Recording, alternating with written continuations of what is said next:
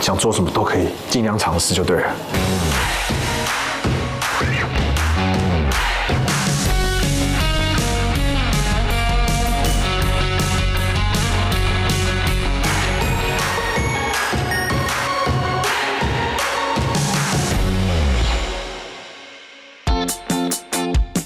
其实这个以佛所的城市呢，它算是东方庞贝，全世界第一个全部都是用大理石、白色大理石建造的一个古城。所以这边大概同一个时间50-60个人可以到。对，可以，这是公厕，罗马的公厕，整边全部都是。你看，从这边开始一路连过来，那个其实就是罂粟，就是制造鸦片的原料。世界上合法的第2名，所以都有这个弄的嘛。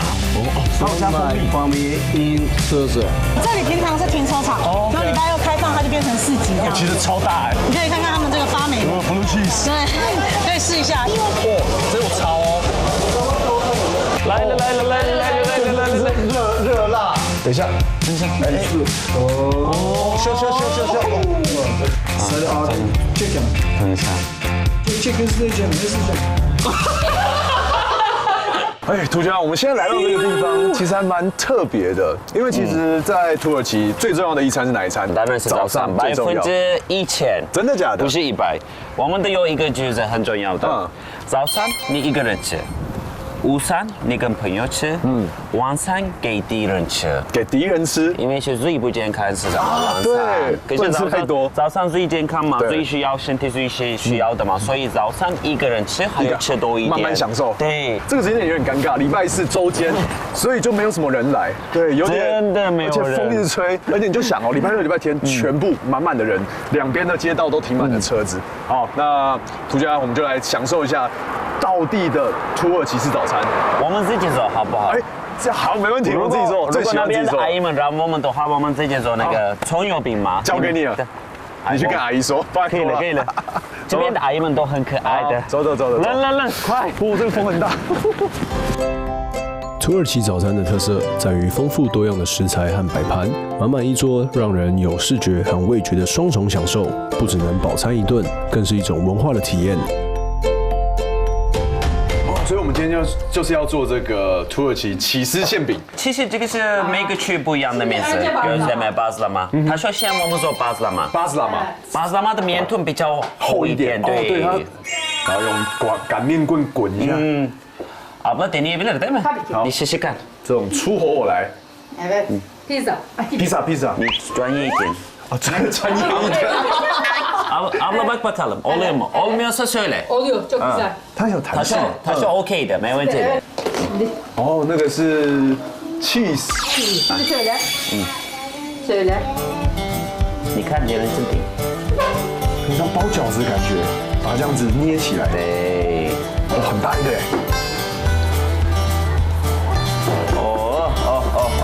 看起来有没有很简单哈？等一下我做就不一样了。我等一下看看。有。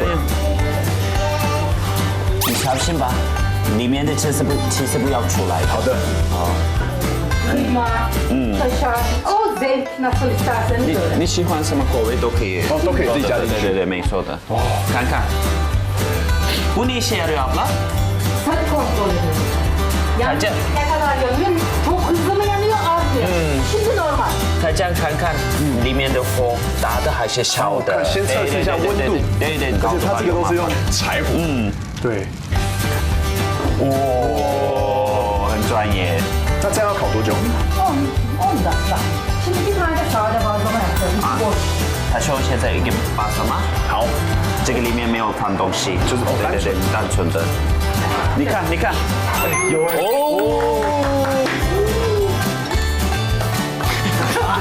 哎呀，等一下 ，keep it low。怎么样？我跟阿姨一样做嘛。你看，手感回来了，你看。为什么不行？真的。Onu biraz daha inceltmemiz lazım. 哇，那你试试看来。哇，这个很，它这样的。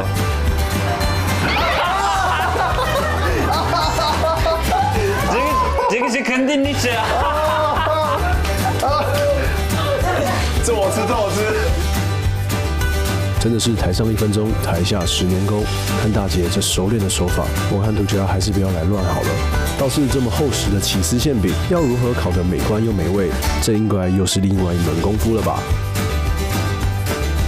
这个是有包 cheese， 这个哦，你看它在，哇，哦，它关起来吗？现在好像是那个 cheese，然后又跑出来，哇，哦，有味道，你闻到了吗？对。你看这，你看，Abla bunun üstüne bir tereyağı Tereyağı geçiriyor. süreceğiz, tabii süreceğiz. 因为是我妈妈也做的嘛，所以以后它的上面有一个奶油酱的，超好吃的，很香哎，炭火的香味，差不多了，哇！哦，他说这边也有，这个烤一下，味道好香哦。你可不可以摸？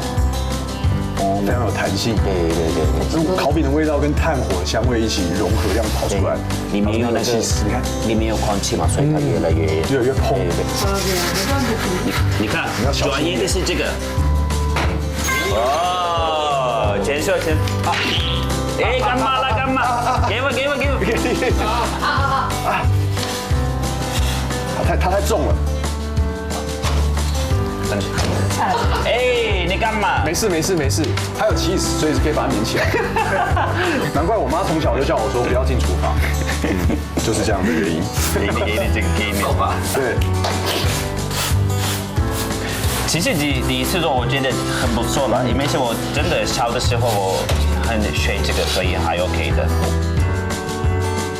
看大姐拿着扫把和木板，在传统的土耳其烤炉上，将馅饼左右旋转、上下翻动，利落的身手就像欣赏一场视觉飨宴，热气和香气也随之散发出来，更让人忍不住食指大动。看哦，这样披萨，对，真的是披萨的切法。哇，你看这个，哇，看西 Turkish pizza， cheese pizza。哦，你们看里面，哇哦，因为是已经有 cheese 嘛，这样更好吃。双层 cheese， 对，现在吃。来，你看我的服务很好。我跟你说，cheese的更赞。我现在没有劲了。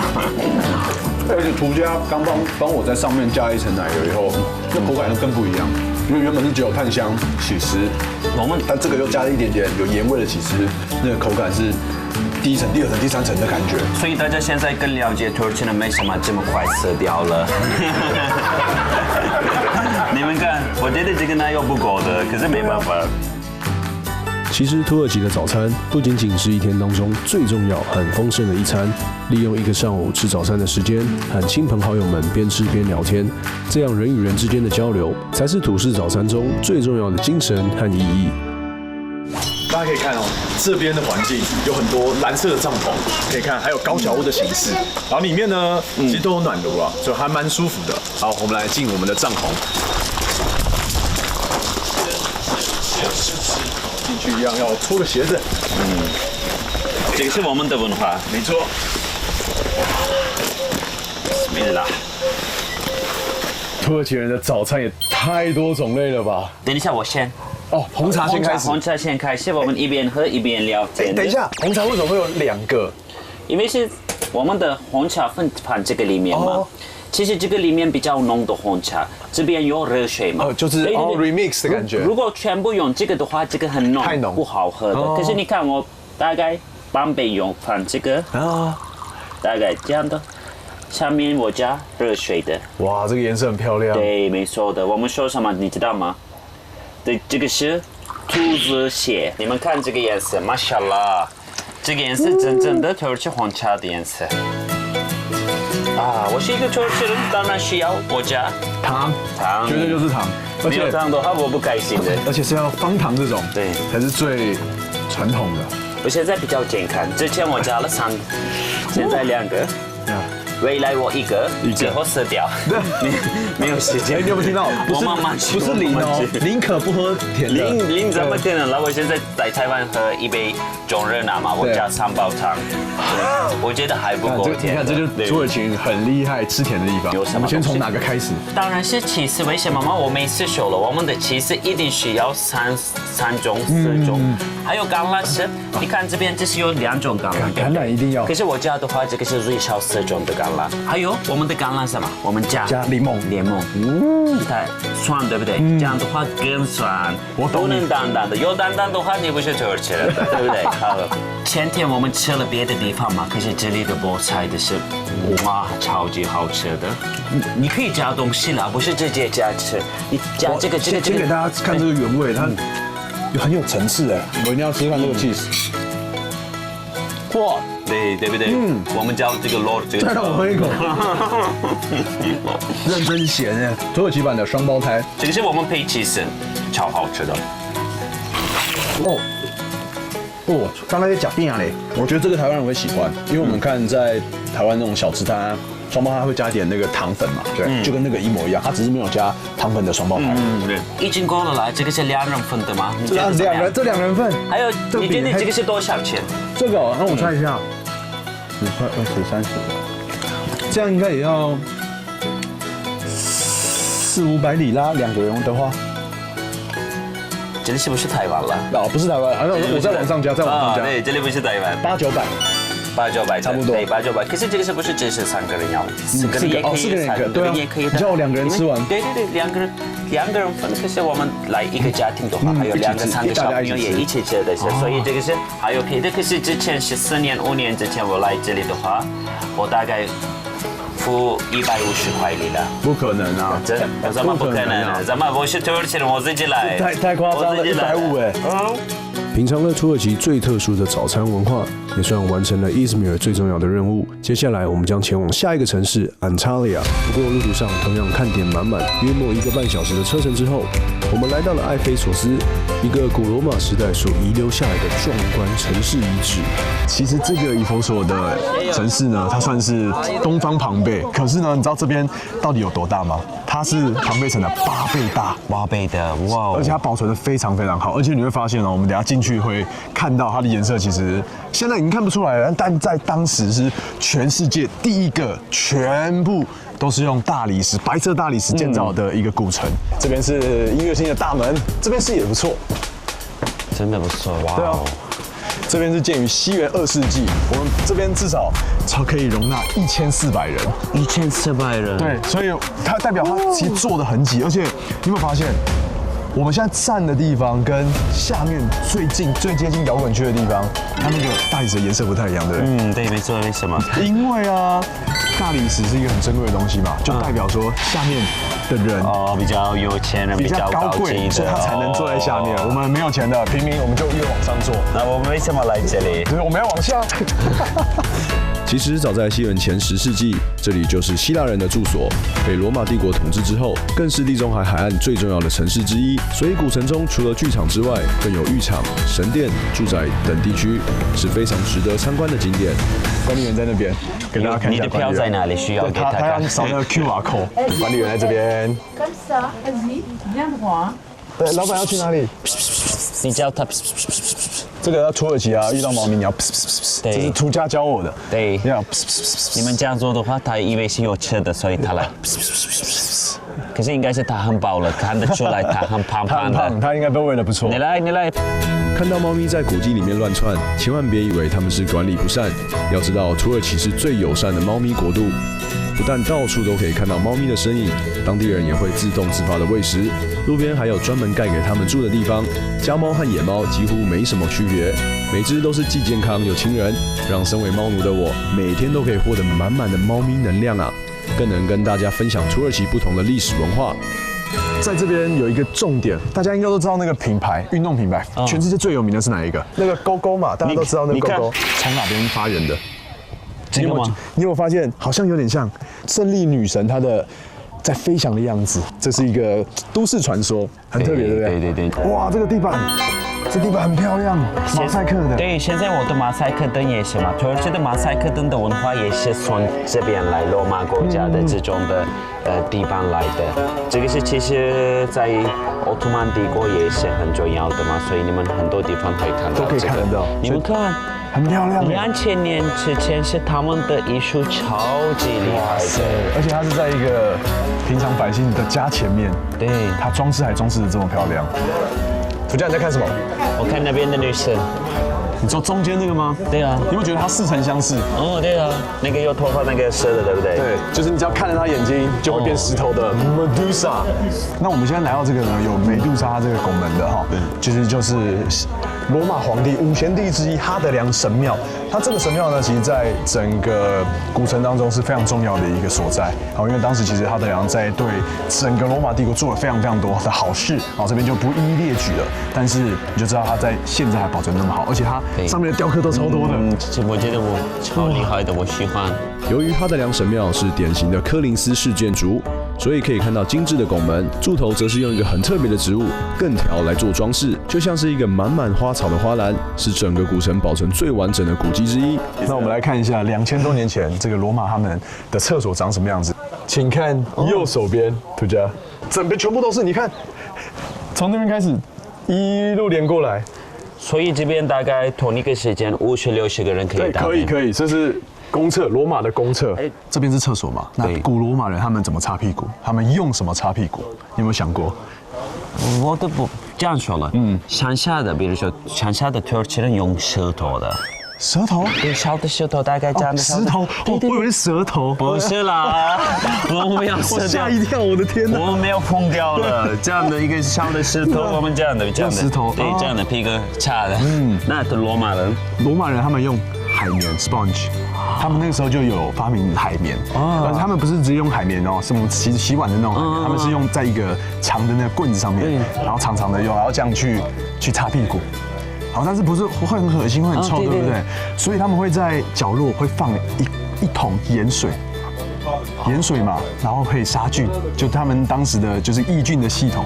好，海绵都在那边一支一支的杆子，然后拿起来擦屁股，再放回去，到下一个人再弄，再擦屁股。这是真的，这是历史。身处古城之中，遥想当时罗马人的生活方式，真的是融入当地历史文化最有趣的方式。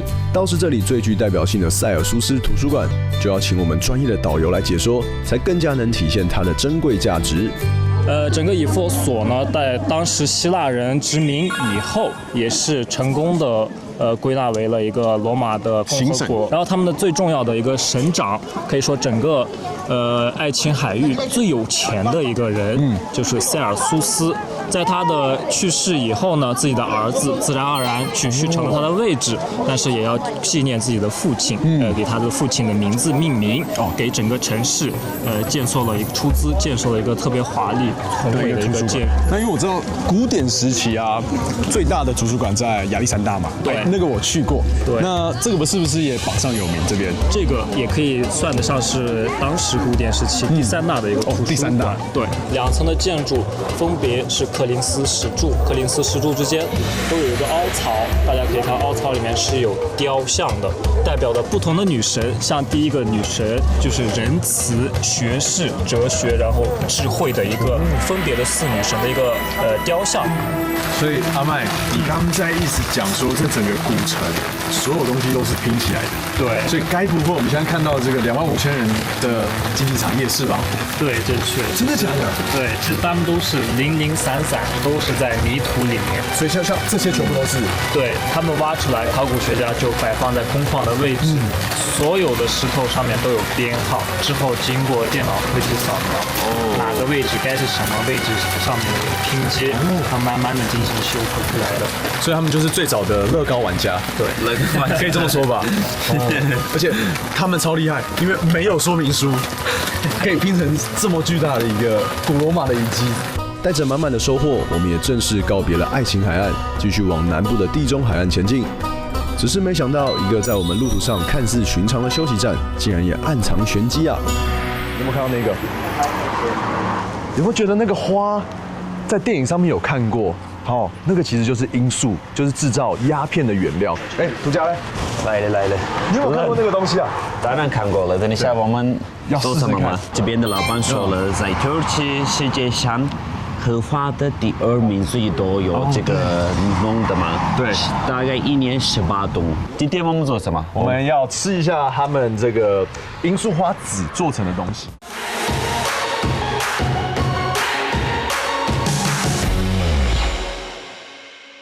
我们要吃一下他们这个罂粟花籽做成的东西。对，yogurt、蜂蜜，还有罂粟花的那个 remix 起来，你有吃过吗？当然没有吃过了。他没吃过，你有吃过吗？你有吃过吗？不是，你是土耳其人。土耳其这么大，我怎么吃过了？我说我18岁，我离开台湾。原来我们所在的丹尼兹利省是土耳其罂粟籽的主要产区之一。由于生产的历史悠久，便发展出最具在地特色的小吃——蜂蜜罂粟籽优格。哎，就是这个啦。它其实就是直接把这个罂粟花晒干以后放在这边。我跟你说嘛，我小的时候，我记得我们的老家有这个，我们玩这个，我不知道这个这样的呀。玩上面这个，其实不知道。还有加蜂蜜罂粟籽。很浓哎。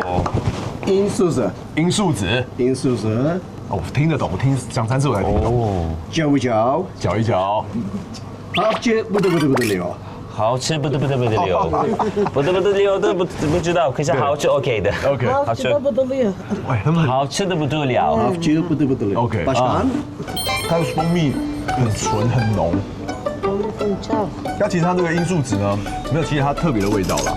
哦，它就是很简单，它有一个咀嚼的感觉，哦，就多加了一点口感，就像我们在喝奶茶加珍珠是一样概念。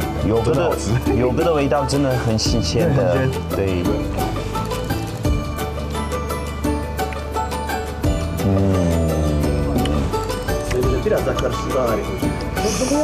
超级好吃，好吃的不得了，好吃的很。他说你吃这个之后，那不用介绍这个。可是你会结婚对不对？我们什么时候吃这个这样特别的东西？结婚天，男生吃这个，9个月之后他有2个、3个孩子。哇，你懂我的意思？啊，那再加。不是今天，不是今天，不是今天了。为了我危险。哎，但我发现它这样吃到后面，它有一个很香的一个油脂的味道，哦，植物的油脂味，有点像奇亚籽的感觉。bunun kilosu ne abi? 它真的很细。这个就好像一个音乐节，它原本就是这样子，然后把它破开才会有。对，这样。那很多哎。这样。你知道那个巴西的吧？对。我记得我真的小的时候玩这个，可是我不知道这个是这个。你想一想，我玩的时候警察看到我，就哎，真的，这是真的会这样。公路旅行就是这么的有趣，永远不知道下一站会遇上什么特别的人事物，尤其是在地大物博的土耳其更是如此。而第一次踏上地中海度假胜地安塔利亚的我和土家，想要认识这里最快的方式，当然就是联络在地的好朋友啦。土家，这个天气怎么样？太舒服了，对不对？非常喜欢，可是我打不开眼睛，你们看。对，因为现在我们来到安塔利亚，那我们今天有个任务要来带大家认识一下土家的好朋友。这个朋友跟我认识其实7、8年了。7、8年了。开始 YouTube 的时候我们认识，所以我第一次跟他见面。哦。所以看看他过得怎么样。我会知道，对。哎，他是土耳其人还是台湾人？他是台湾人，可是台湾人。我知道他之前有土耳其的老公嘛。OK。对，他有2个帅哥的孩子。哦，那他叫什么名字？我们来认识他一下。我叫他 Marvish。Marvish。哎，我今天已经看到他了，打个招呼一下。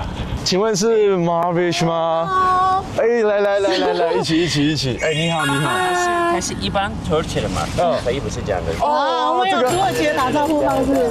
这个2边。对。你好 ，Hello。好亲切的感觉哦。安塔利亚它其实就是一个度假城市，每年大概都会有几百万人口会进来这个地方。对，那这一区我跟你们约在这一区，是因为除了土耳其人以外，你看到的大部分外国人都会是俄罗斯人。对，我看到这个俄罗斯娃娃，他真的是，对。大概从我在安塔利亚15、16年了，从我当时来到这里的时候，就已经有很多俄罗斯人在。位于地中海的安塔利亚，除了1、2月是多雨的季节，一年中有将近300天的好天气，所以这里也是许多俄罗斯人的宜居首选。那跟着 Marvis 呢，我们来逛一趟市场，会更认识在地的生活哦。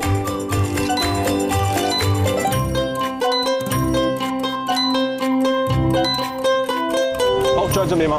对，市场就在这。哦，现在只有每个礼拜2有。对。那通常都卖什么？其实什么你看到日常生活用品都有，除了肉铺，肉要在专门的肉铺店买。那安塔利亚我们来到这边有没有什么必吃啊，或是必买的？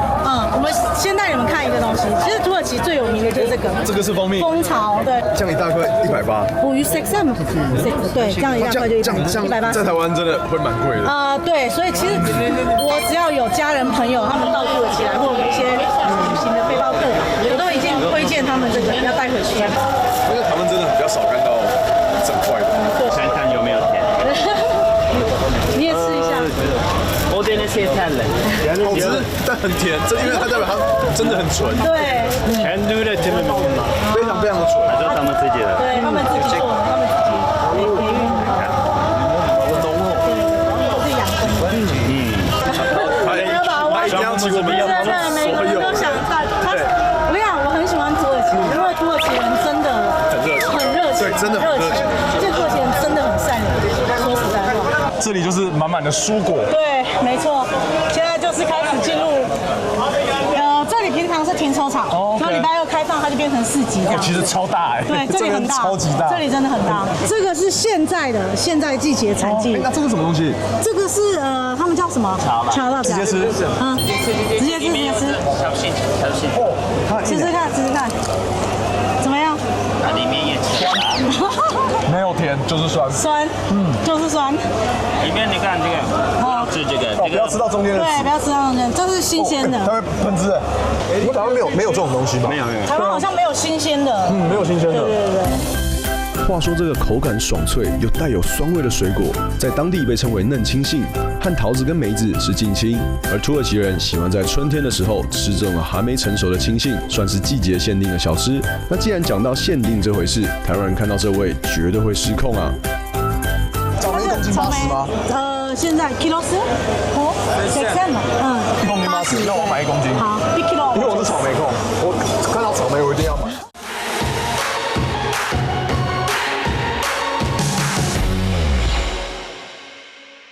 所以安塔利亚水果都那么好吃吗？安塔利亚真的是农业大城，然后水果大城。有200块找。鱼寿兔130。130。我跟你讲，这样子1.5公斤呢，在台湾今年应该说去上这个冬天呢，一台斤是600块台币。好吃吗？你没洗哦。你直接吃吗？有点偏酸，但是看到这么大一颗那么红，但是还是蛮爽。我试一下。这个很甜。好，买到赚到1公斤才80块啊！哇，唯一我觉得比台湾便宜。对，你看这差多少了？你看这个苹果1公斤50块里拉，这也算便宜了，对不对？贵。等一下，为什么贵？你要讲一下。我4年之前50块，那我可以买大概10公斤。对。不是，我们的通货膨胀真的不是我学了这么久的经济，第一次遇到通货膨胀现实版的通货膨胀，就在土耳其。1公斤的草莓只要台币80块，不只实现了草莓富翁的愿望，越往里面走，你会发现土耳其人的习惯必须要从吃说起啊。我们去看看这边，他们就是很多起司的地方。我们的菜没有那么多，可是我们的起司很多。你可以看看他们这个发霉的 blue cheese。对，可以试一下。这有超哦。吃。闻起来比较臭，吃起来不会，就跟臭豆腐是一样的道理。但它真的卖相不是很好。不对，怎么样？味道来了。上头了吗？对，上头了，要醉了。尾韵来了。哇，怎么样？这跟我阿嬷家那个衣服没洗差不多的味道。阿嬷的袜子吗？难怪大家都说出外靠朋友。Marvis 因为已经在安塔利亚生活了10几年，透过他的视角带我们走进土耳其人的日常，也因为他的关系，让我们可以拍到土耳其的国家宝藏哦。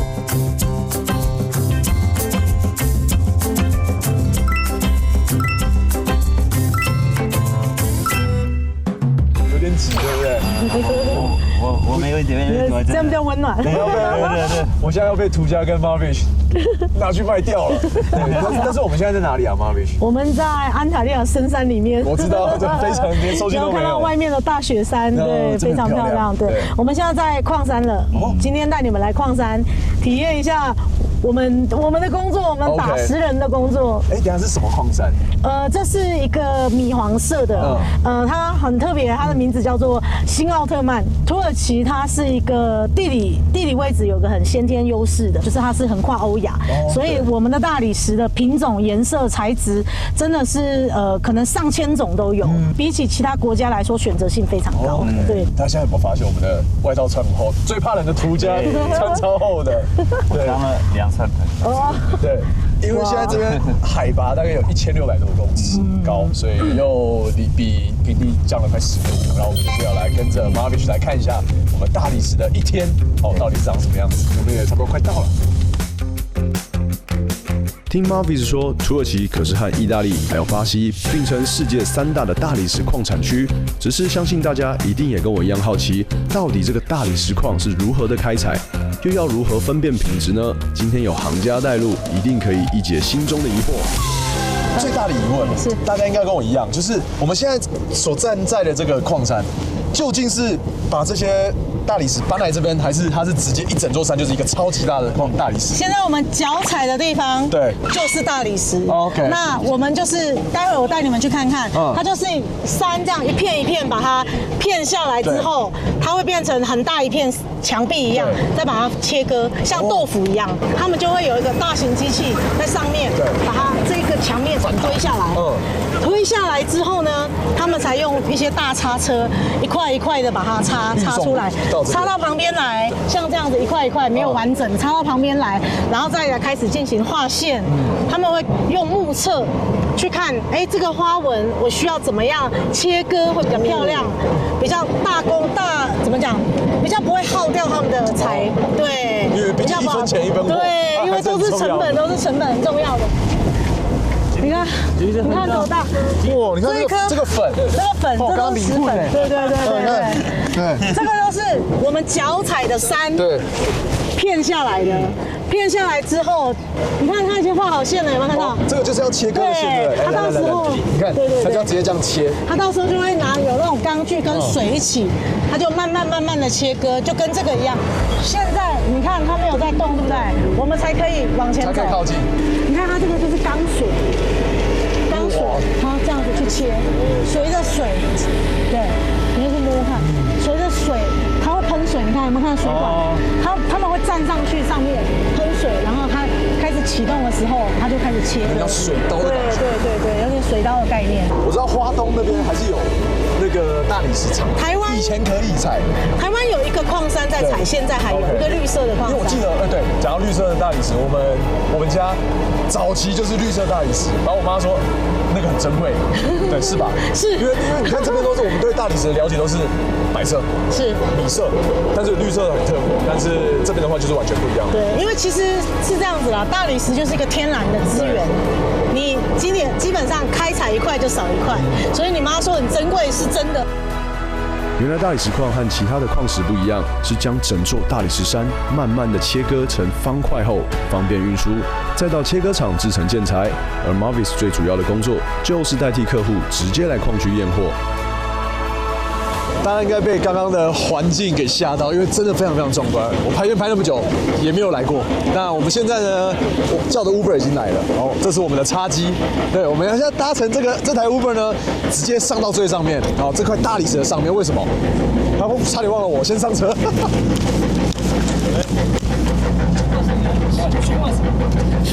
好，继续说。对哦。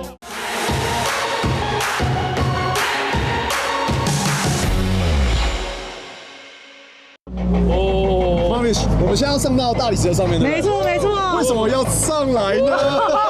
因为我们必须要上来，帮客户确认一下上面的状况。哦，就是要来看它品质好不好，它有没有裂缝啊，有的没的。对，有没有裂缝，有没有一些杂质的东西。这边大概只有2公尺，对，所以我们就是站着不能动。对，我们必须把这里都都洗得很干净，对，才看得到有没有裂缝，对，才会看得到它的花纹，它的颜色，它的裂缝。因为你刚刚看到我们整个矿区这么大，对啊，其实每个地方出来的颜色稍微都有一点点不一样。那给我们台湾客户的，我们就必须要给他很严格的去验货，对，而且必须要给他浅色的，所以我必须要把它颜色搞清楚，我才能让我的台湾客户有比较那种值得的智慧票价那种感觉，对对对。我必须要给 Marvish 大大的一个 respect， 因为这也是非常高风险的一个工作。是。其实你可以看这样，其实很高哎。对啊，大概有3、4公尺哦。你这样看，腿会不会软？我还好，这有1层楼。但是如果你站在上面的话，上面就会，上面的话更陡。different story， 另外一个感觉。对，没错，对，大概就是这样子。还是下去好了，下去开始刷。下去我带你们去洗荒料。哇塞，这是我第一次站在这么巨型的大理石上面，真的有种手脚发软的感觉。不过这可是 Marvis 工作的日常，而为了更仔细的把关大理石的品质，清洗大理石这件事更是少不了的步骤啊。这是什么？刚开始的。好，你看哦，像我们把它刷完了，对不对？对。我当我台湾客户验货的时候，我就必须要让他注意，像这个问题是我们不喜欢的。这个是什么？这个是对客户来说算杂质，我就必须把它修一刀，把它切掉。这一颗我不能要，所以我们要下面我不能要，我可能因为下面真的很漂亮。感谢 Marvis 的带路，才让我们有机会一窥大理石矿场的壮观景象，更了解远在几千公里外的土耳其，也有我们Team Taiwan努力打拼的足迹。现在我们风尘仆仆的一整天的行程，趁着还不到打烊的时间，先学当地人到 salon 放松身心，整理门面，准备迎接明天美丽的地中海景致吧。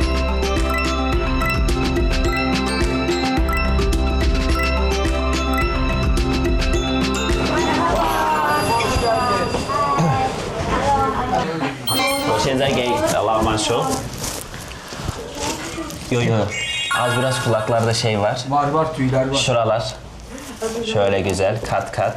Hani yok Bay Tofa. Evet, Lavlı. Beyaz saçlar. 年纪大了。 Bende de var. Benden 6 ay küçük. Bakın hayoma. Kaş gerekmez. Bence yok. Kaşları ne kadar kesersen. 叫我剃我说眉毛不用吧？他说我就知道眉毛有人剃眉毛吗？你不用担心，如果有问题的话，他跟我说。好的，我跟你没有说就。Niye abi? Yani yakışıklıymış. Ronald, lava sos ama. O da hemşerisi mi? Tayvan mı? 台湾。你的女朋友的运气很好，你很帅。不是啊，土家，今天忙了一天，我是打算来这边好好的放松，怎么感觉事有蹊跷？难不成这个土式沙龙还暗藏玄机吗？一般的部分结束了，现在最重要的部分，等一下我们敲色了，好不好？对不起，你们有听到吧？我没有。可以。这样土家讲得很恐怖，因为我上次来好像因为可能语言不通，应该是没有到这么的完整。炸都出来了。不是，按摩。炸都出来。你看，老板也说按摩。不要这样子吗？来了，按摩来了。啊？一些阿比在看。要放哪里啊？按摩这边。这里也要？你没有吗？没有一点点。当然不用捅。不连夹哦。Abi biraz da şuraya doğru az bir kıl var mı ya? 哎呦，有汤，这个是现在看到的。要不然不会贴。对。还有这边。不是，他还没拔，我眼睛已经开始流泪了。不用担心，我照顾你。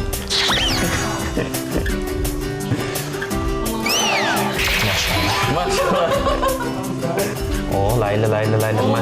这个比更烫，这感觉超烫哦。对，这感觉很烫。对，你看这个是很软的话很烫。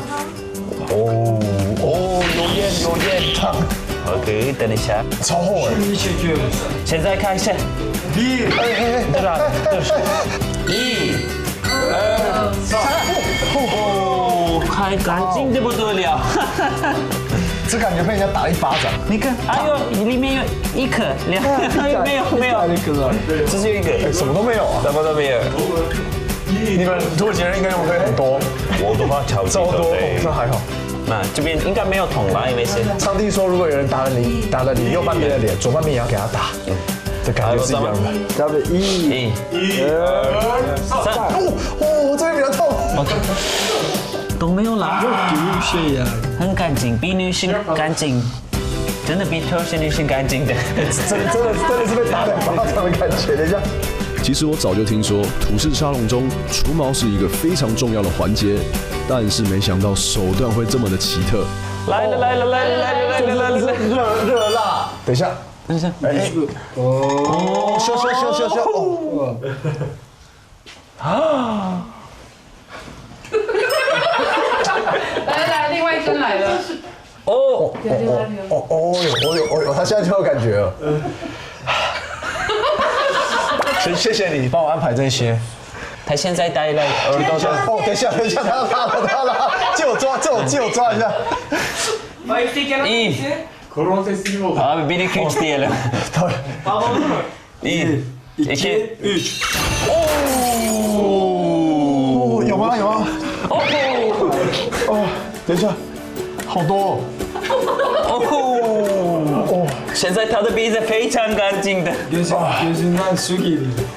但是我必须要说，没有很痛，因为老板的手非常的快。哦哇！眼睛是红的嘞。İstersen öteki kalsın. 你 OK 吗？你帮我用啊，可以吗？你敢吗？可以了。那你一次哦，一次就好。Abi ben çekebilir miyim? 一次就好，拜托。Tut böyle. Tamam mı? Bir elin hem çubukta hem de şu sarıyı da tut. Tamam. Tak diye çek hemen. Tamam. Sarıyı da tut ama. Sarı ağır tamam. çek hemen. 等一下。Çek hızlıca.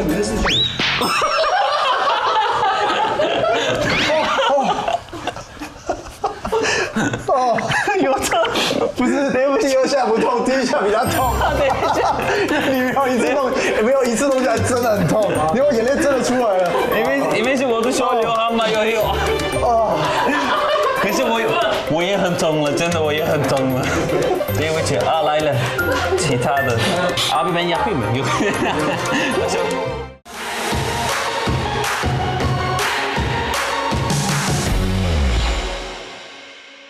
Abi ben yapayım mı? Yok. Oh, 烫，真的烫。哦，烫，真的烫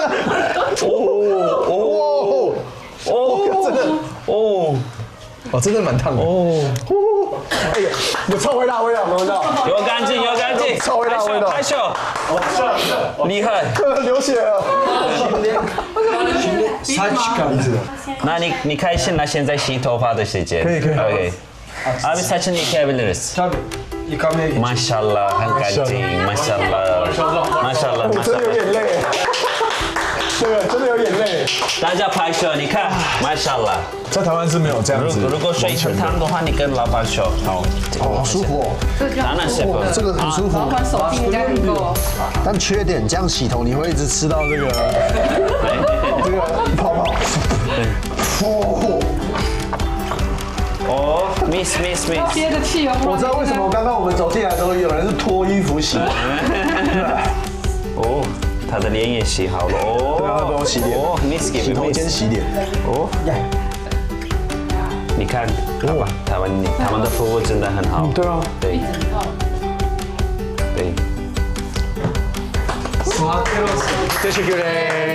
哇 ，OK 了。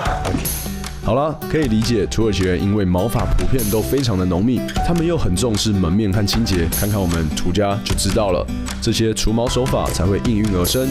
倒是现在时间也不早了，安塔利亚我可是准备了很丰富的行程，早点休息，明天才能继续好好的来认识这个地中海岸的美丽城市。哇，我们刚吃了那么多，就是我们的妈妈要请我们吃，然后我们当然邀请大家在我们的留言本上面写几句话，写一句话，然后帮我们签名做个纪念。谁要在签名的？我们大明星的签名哦。可爱的。好可爱！这句话什么意思啊？他说你们来这里我们很开心，你们当我们的客人，我们很开心的意思是，这个是比较欢迎的意思。这个怎么念？ Misafir olarak bizi çok mutlu ettiniz. Misafir olarak bizi çok mutlu ettiniz. OK， 好，谢谢。Teşekkürler。